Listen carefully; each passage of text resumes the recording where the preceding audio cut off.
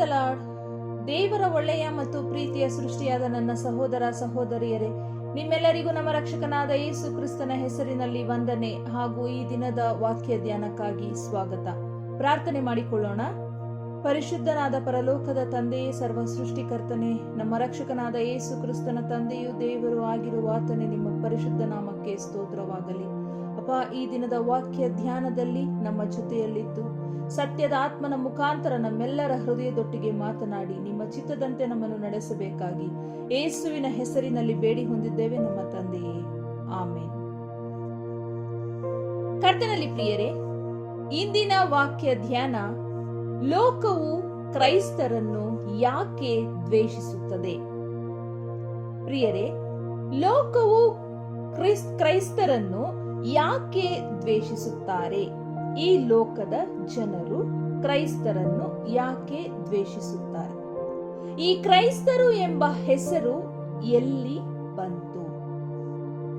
ಮೊದಲನೇದಾಗಿ ನಾವು ನೋಡೋದಾದ್ರೆ, ಅಪೊಸ್ತಲರ ಕೃತ್ಯಗಳು 11ನೇ ಅಧ್ಯಾಯ 26ನೇ ವಚನದಲ್ಲಿ ಈ ರೀತಿಯಾಗಿ ಬರೆಯಲ್ಪಟ್ಟಿದೆ: ಅಂತಿಯೋಕ್ಯದಲ್ಲಿಯೇ ಶಿಷ್ಯರಿಗೆ ಕ್ರೈಸ್ತರೆಂಬ ಹೆಸರು ಮೊದಲು ಬಂತು.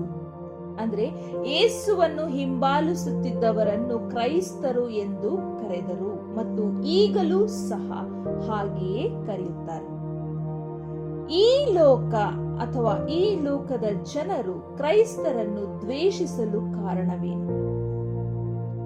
ಎಲ್ಲಿ ನೋಡಿದರೂ ಎಲ್ಲೆಲ್ಲಿಯೂ ಕ್ರೈಸ್ತರಿಗೆ ಮಹಾ ಹಿಂಸೆ, ನೋವು, ನಿಂದೆ, ಅವಮಾನ, ಬೈಗುಳ, ಹೊಡೆತ ಬರೀ ಇದೇ ನಡೀತಿದೆ. ಆದಾಗ್ಯೂ ಇದೆಲ್ಲದರ ಮಧ್ಯೆ ಅಥವಾ ಇದೆಲ್ಲದರ ಜೊತೆಗೆ ಸುವಾರ್ತೆಯೂ ಸಹ ಸಾರಲ್ಪಡುತ್ತಲೇ ಇದೆ.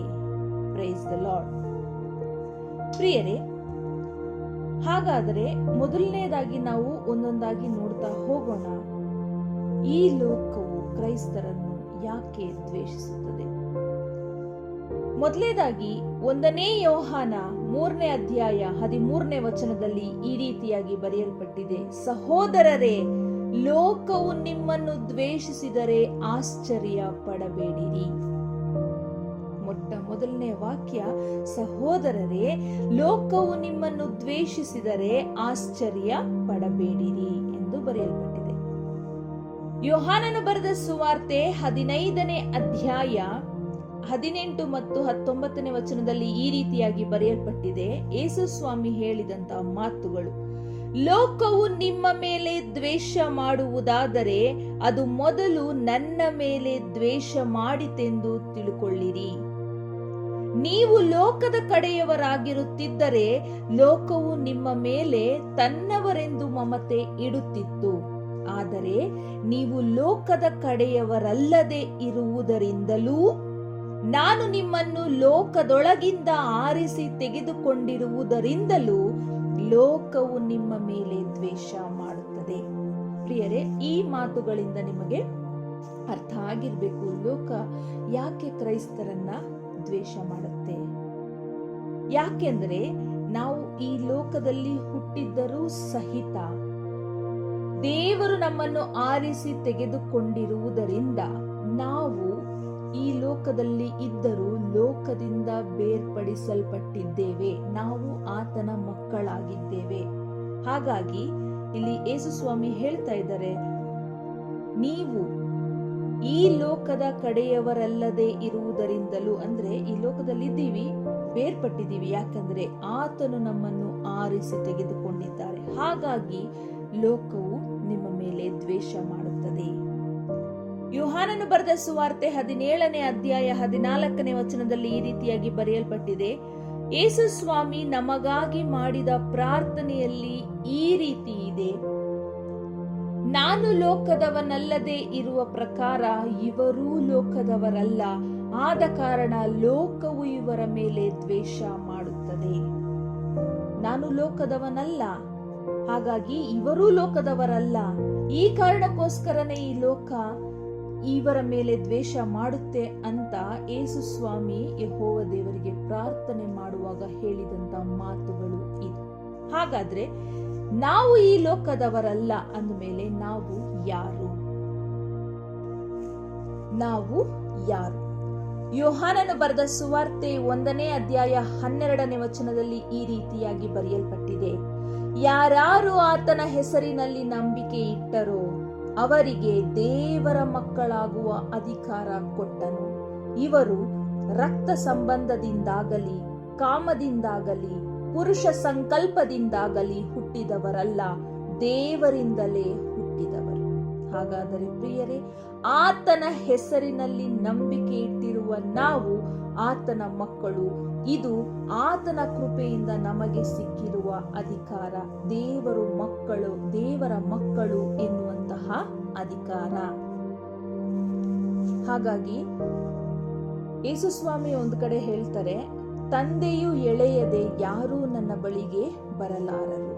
ಅಂದ್ರೆ ದೇವರು ನಮ್ಮನ್ನ ಈಗಾಗಲೇ ಆರಿಸಿ ತೆಗೆದುಕೊಂಡಿದ್ದಾರೆ. ಅದರಲ್ಲಿ ಈಗಾಗಲೇ ಆತನನ್ನ ಅರಿತ ಜನರು ಇರಬಹುದು, ಇನ್ನೂ ಅರಿಬೇಕಾಗಿರುವಂತ ಅಂದ್ರೆ ಇನ್ನೂ ಆತನ ಬಗ್ಗೆ ತಿಳ್ಕೊಳ್ಬೇಕಾಗಿರೋ ಜನರು ಇದ್ದಾರೆ. ಅವರೆಲ್ಲರನ್ನು ಈಗಾಗಲೇ ದೇವರು ಆರಿಸಿ ತೆಗೆದುಕೊಂಡಿದ್ದಾರೆ, ತನಗಾಗಿ ಆರಿಸಿ ತೆಗೆದುಕೊಂಡಿದ್ದಾರೆ. ಹಾಗಾಗಿ ಯಾರ್ಯಾರನ್ನ ಆತನು ಆರಿಸಿ ತೆಗೆದುಕೊಂಡ್ರೋ ಅವರೆಲ್ಲರೂ ಸಹಿತ ಆತನ ಹೆಸರಿನಲ್ಲಿ ನಂಬಿಕೆ ಇಡುವವರಾದರು. ಯಾರ್ಯಾರು ಆತನ ಹೆಸರಿನಲ್ಲಿ ನಂಬಿಕೆ ಇಟ್ಟರೋ ಅವರೆಲ್ಲರಿಗೂ ಅವರು ದೇವರ ಮಕ್ಕಳು ಅನ್ನುವಂತಹ ಅಧಿಕಾರ ಕೊಟ್ಟರು. 1ನೇ ಯೋಹಾನ 3ನೇ ಅಧ್ಯಾಯ 1ನೇ ವಚನದಲ್ಲಿ ಈ ರೀತಿಯಾಗಿ ಬರೆಯಲ್ಪಟ್ಟಿದೆ, ದೇವರ ಮಕ್ಕಳೆಂಬ ಹೆಸರನ್ನು ನಮಗೆ ಕೊಟ್ಟದ್ದರಲ್ಲಿ ತಂದೆಯು ಎಂಥ ಪ್ರೀತಿಯನ್ನು ನಮ್ಮ ಮೇಲೆ ಇಟ್ಟಿದ್ದಾನೆ ನೋಡಿರಿ. ನಾವು ಆತನ ಮಕ್ಕಳಾಗಿದ್ದೇವೆ, ಈ ಕಾರಣದಿಂದ ಲೋಕವು ನಮ್ಮನ್ನು ತಿಳಿದುಕೊಳ್ಳುವುದಿಲ್ಲ, ಅದು ಆತನನ್ನೂ ತಿಳಿದುಕೊಳ್ಳಲಿಲ್ಲವಲ್ಲ ಅಲ್ವಾ? ಆತನ ಹೆಸರ ಮೇಲೆ ನಂಬಿಕೆ ಇಟ್ಟಿರುವ ನಮ್ಮನ್ನು ಆತನ ಮಕ್ಕಳು ಅಂತ ದೇವರು ನಮಗೆ ಕೊಟ್ಟಿರುವ ಅಧಿಕಾರದಲ್ಲಿ ಆತನು ನಮ್ಮ ಮೇಲೆ ಎಂಥ ದೊಡ್ಡ ಪ್ರೀತಿಯನ್ನು ಇಟ್ಟಿದ್ದಾರೆ ಅಂತ ತಿಳ್ಕೋಬಹುದು. ಅದರ ಜೊತೆಯಲ್ಲಿನೇ ಈ ಕಾರಣದಿಂದಲೇ ನಾವು ಆತನ ಮಕ್ಕಳು ಅಂತ ನಾವು ಹೇಳುವುದರಿಂದಲೇ, ಆ ರೀತಿಯಾಗಿ ನಡೆಯುವುದರಿಂದಲೇ ಲೋಕ ನಮ್ಮನ್ನ ತಿಳಿದುಕೊಳ್ಳೋದಿಲ್ಲ, ಅರ್ಥಕೊಳ್ಳೋದಿಲ್ಲ. ಯಾಕೆಂದರೆ ಆತನನ್ನು ಸಹ ಅವರು ತಿಳಿದುಕೊಳ್ಳಲಿಲ್ಲ. ದೇವರು ಮಕ್ಕಳು ಅಂದ ಮಾತ್ರಕ್ಕೆ ಯಾಕೆ ಈ ಲೋಕ ನಮ್ಮನ್ನ ದ್ವೇಷಿಸುತ್ತದೆ? ಯಾಕೆ ಈ ಲೋಕ ನಮ್ಮನ್ನ ದ್ವೇಷಿಸುತ್ತದೆ? ಯಾಕಂದ್ರೆ ಈ ಲೋಕವನ್ನು ಉಂಟು ಮಾಡಿದಾತನನ್ನೂ ಸಹ ಈ ಲೋಕ ಅರಿಯಲಿಲ್ಲ. ಅಂದ್ರೆ ಈ ಲೋಕ ಯೆಹೋವ ದೇವರಿಂದ ಯೇಸು ಕ್ರಿಸ್ತನ ಮೂಲಕ ಉಂಟು ಮಾಡಲ್ಪಟ್ಟಿತು ಅಲ್ವಾ? ಯೆಹೋವ ದೇವರಿಂದ ಯೇಸು ಕ್ರಿಸ್ತನ ಮೂಲಕ ಉಂಟು ಮಾಡಲ್ಪಟ್ಟಿತು. ಮತ್ತೆ ಆತನು ಕಳುಹಿಸಿಕೊಟ್ಟ ಆತನನ್ನು ಅರಿಯಲಿಲ್ಲ, ನಂಬಲಿಲ್ಲ. ಅಂದ್ರೆ ಯೇಸು ಸ್ವಾಮಿಯನ್ನ ಯೆಹೋವ ದೇವರೇ ನಮ್ಮೆಲ್ಲರ ಪಾಪಗಳ ಕ್ಷಮೆಗಾಗಿ ಮತ್ತು ನಮ್ಮ ರಕ್ಷಣೆಗಾಗಿ ಕಳುಹಿಸಿಕೊಟ್ಟರು ಅಂತ ಈ ಲೋಕ ಅರಿಯಲಿಲ್ಲ, ಅಂದ್ರೆ ನಂಬಲಿಲ್ಲ, ತಿಳ್ಕೊಳ್ಳಿಲ್ಲ. ಹಾಗಾಗಿ ಇದನ್ನೆಲ್ಲ ಅರಿತು, ಅಂದ್ರೆ ಯೆಹೋವ ದೇವರು ಒಬ್ಬರೇ ದೇವರು ಮತ್ತು ಆತನ ಏಕಕುಮಾರನಾದ ಯೇಸು ಸ್ವಾಮಿ ನಮ್ಮನ್ನು ನಮ್ಮ ಪಾಪಗಳನ್ನು ಕ್ಷಮಿಸಿ ರಕ್ಷಿಸುತ್ತಾರೆ, ನಮ್ಮನ್ನ ಆತನೊಂದಿಗೆ ಕರೆದುಕೊಂಡು ಹೋಗುತ್ತಾರೆ ಅಂತ ನಾವು ಅರಿತುಕೊಂಡು ಅದನ್ನ ನಂಬಿ ಜೀವಿಸ್ತಾ ಇದ್ದೀವಿ, ಆತನ ಮಕ್ಕಳಾಗಿದ್ದೀವಿ. ಆದದ್ದರಿಂದ ಲೋಕವು ನಮ್ಮನ್ನು ಸಹ ದ್ವೇಷಿಸುತ್ತದೆ. ಈ ಕಾರಣದಿಂದ ಲೋಕ ನಮ್ಮನ್ನ ದ್ವೇಷಿಸುತ್ತದೆ, ಅಂದ್ರೆ ಲೋಕ ಕ್ರೈಸ್ತರನ್ನ ದ್ವೇಷಿಸುತ್ತದೆ. ಆದಾಗ್ಯೂ